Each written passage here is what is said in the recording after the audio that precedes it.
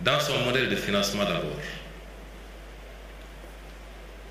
Le PRES avait été financé à 84,5% par les partenaires, au moyen de prêts concessionnels, de dons et de reports d'échéance.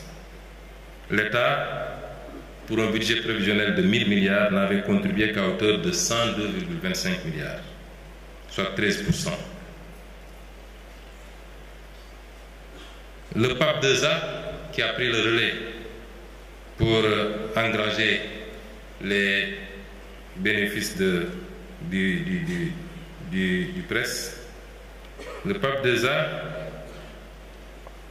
projetait un budget de 14 712 milliards qui a bénéficié plus de 60% au moins de ressources extérieures. Pour le présent plan de redressement, 90% des ressources sont attendues de la mobilisation de ressources endogènes sans endettement.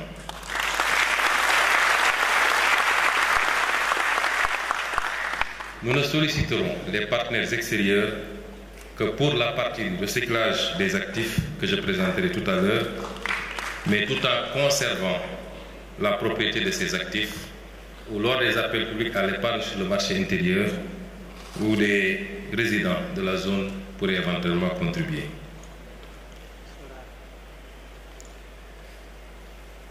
Un autre élément de comparaison, c'est que le coût du plan de redressement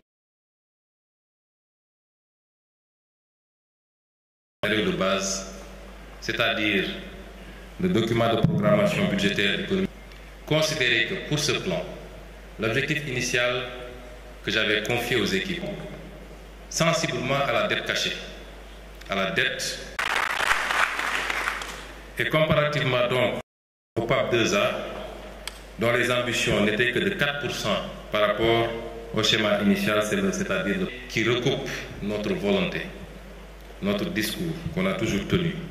Hier, ici, son souhait de voir les Sénégalais s'approprier du concept de souveraineté. Tous les efforts par nous-mêmes. Nous ne pouvons pas, 65 ans plus tard, continuer. Les constats ont été faits après les audits.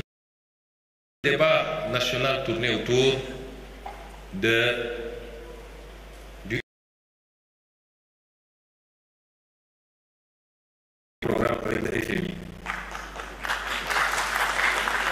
Ce que nous n'attend rien quasiment de personne sinon du peuple sénégalais.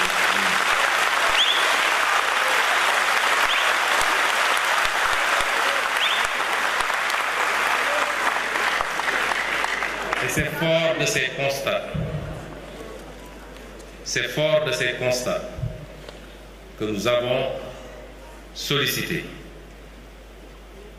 l'autorisation sollicitée et obtenue, l'autorisation du président de la République pour mettre une équipe autour de nous à la primature, regroupant l'essentiel des ministères qui travaillent sur les domaines qui nous intéressaient pour la confection de ce plan de redressement. Je voudrais donc, à cette étape, féliciter les hauts fonctionnaires qui ont travaillé à ce plan.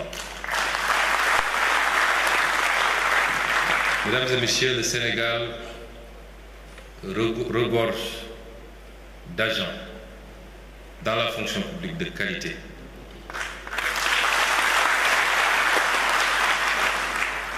Ils nous l'ont démontré déjà lors de l'élaboration du référentiel qui a été fait avec l'expertise exclusivement sénégalaise, accompagnée par un cabinet privé sénégalais également.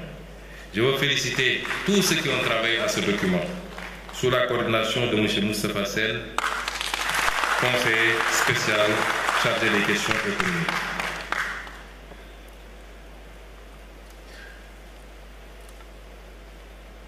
Les chantiers de financement du plan tournent autour de 3. Le premier chantier, c'est la réduction maîtrisée de la dépense publique, du train de vie de l'État. Le second chantier, c'est la mobilisation des ressources domestiques. Et le troisième chantier, c'est le financement endogène complémentaire hors endettement.